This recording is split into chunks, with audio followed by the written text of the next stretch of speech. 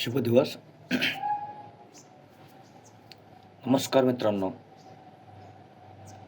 मी माझ्या कानमंत्रा या चॅनलमध्ये आपणा सर्वांचे स्वागत करतो. मी माझ्या चॅनलमध्ये वेगवेगळ्या आजारावर मार्गदर्शन करत असतो. तेव्हा आज मी एक अत्यंत महत्त्वाच्या आजाराबद्दल बोलणार आहे, जी की ती आपली समस्या आहे. आजच्या व्हिडिओमध्ये आपण जाणून घेणार आहोत की आजार नेमका कशामुळे होतो. आज जो आजार सांगितलेला आहे तो आजार कशामुळे होतो, का होतो, त्यामागचं मूळ कारण कोणतं? आणि बऱ्याच लोकांना प्रश्न पडतो की हा आजार का होतो? आज आपण याच सविस्तर कारणांची चर्चा करणार आहोत. तेव्हा उतार वयात लघवी झाल्यानंतर सुद्धा लघवीचे थेंब का पडतात?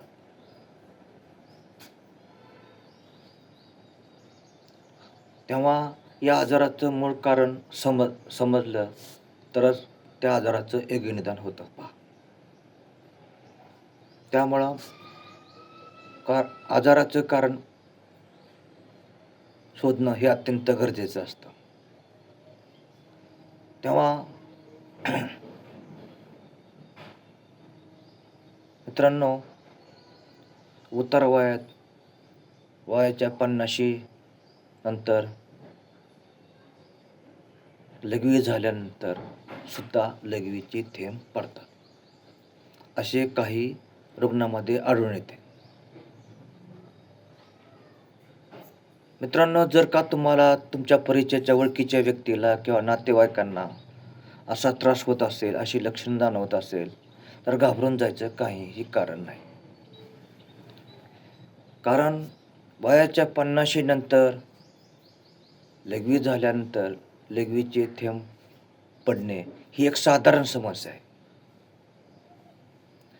याला वैद्यकीय भाषेत पोस्ट मिक्सचर ड्रिबलिंग म्हटलं जातं. लघवी झाल्यानंतर सुद्धा लघवीचे थेंब पडण्याचे कारण पाहिले तर वय वर्ष 55 ते 60च्या पुढे पुरुषांमध्ये प्रोस्टेट ग्रंथीची वाढ होते पहा. मूत्राशय पूर्ण खाली होत नाही. लघवी मूत्राशयामध्ये तशीच राहते. यामुळे लघवीच्या मार्गावर ताण येत असतो पहा. तेव्हा पेल्विक फ्लोअरचे स्नायू आणि मूत्राशयाचे स्नायू हे वय वाढल्यामुळे सैल होत असतात, कमजोर होत असतात.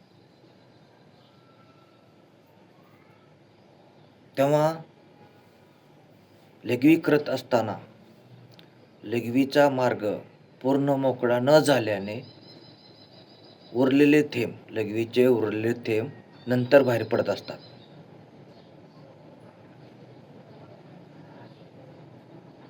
पुढचं कारण कुठलं तर संसर्ग झाल्यामुळे लघवीवरील ताबा ठेवणे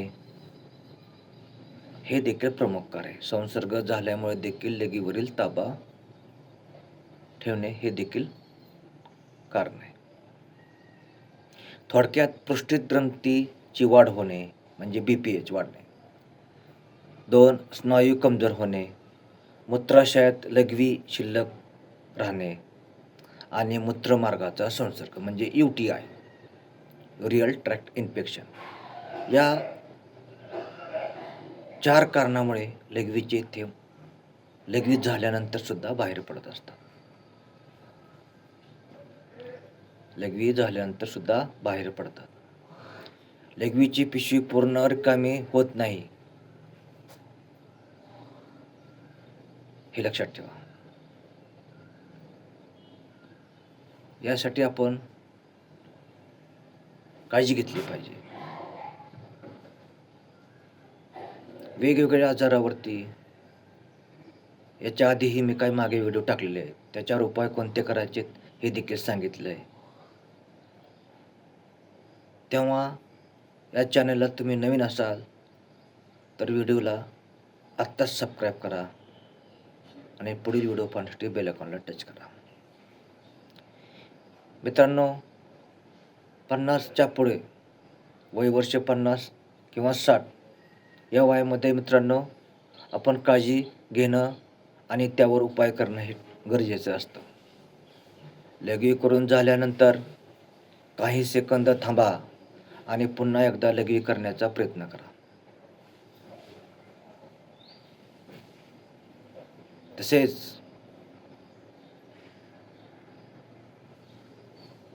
झोपण्यापूर्वी खूप पाणी पिऊ नका. झोपण्यापूर्वी जास्त पाणी प्यायचं नाही. चहा, कॉफी अजिबात पिऊ नका.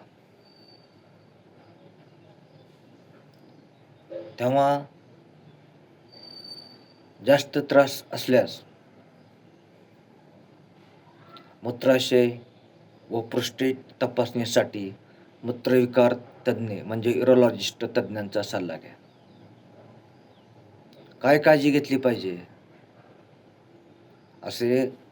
असा त्रास होत असेल किंवा असे लक्षण दिसत असेल तर काय काळजी घेणं गरजेचं आहे?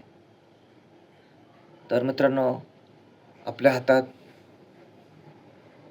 केवळ काळजी घेऊ नका, तर आपल्या हातात हे पथ्य पाळणं अत्यंत गरजेचं आहे. तेव्हा कृपया तिखट आणि आंबट या पदार्थांचे सेवन कमी करा. असा जर त्रास होत असेल, अशी जर लक्षण दिसत असतील तर तिखट आणि आंबट पदार्थ आहारातून कमी करा. जास्त सेवन करू नका. तसेच चहा, कॉफी यांचे सेवन कमी करा.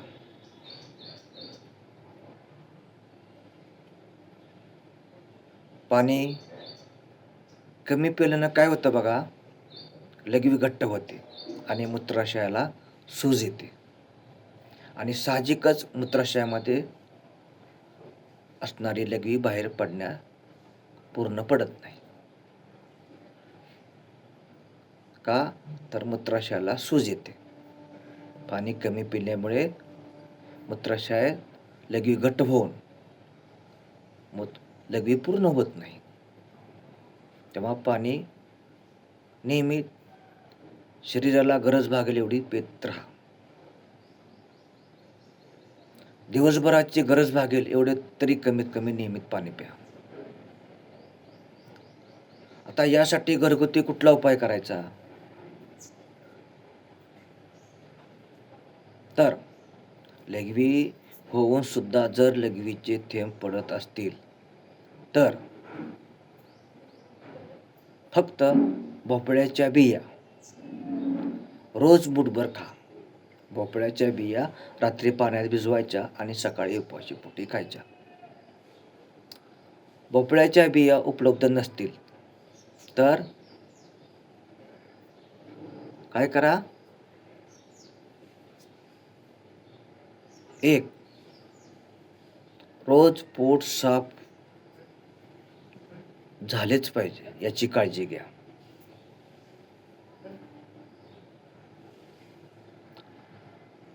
आणि नंबर 3, दुधी भोपळा. भोपळ्याच्या बिया उपलब्ध नसतील तर दुधी भोपळा चा रस नियमितपणे सकाळ संध्याकाळ प्या. या दोन्हीपैकी कोणताही एक उपाय तुम्ही नियमित केला तर तुम्हाला होणारा हा त्रास कमी झाल्याशिवाय राहणार नाही.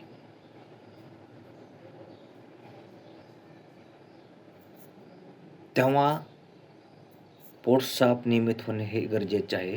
जर पोट साफ झाले नाही तर मूत्राशयावर ताण येतो, मूत्राशयाला सूज येते आणि अशी लघवीची समस्या जाणवते.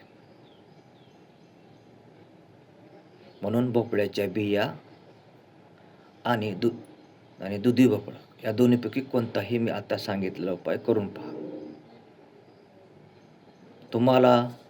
तुमच्या ओळखीच्या व्यक्तीला किंवा नातेवाईकांना असा जर काय त्रास असेल तर त्यांना हा व्हिडिओ शेअर करा. आणि व्हिडिओ तर फायदेशीर आहेच. तुम्हाला आवडला असेल असे मी अपेक्षा करतो. तेव्हा प्रत्येक आजारावरती वेगवेगळे घरगुती उपाय मी सांगितलेले आहेत.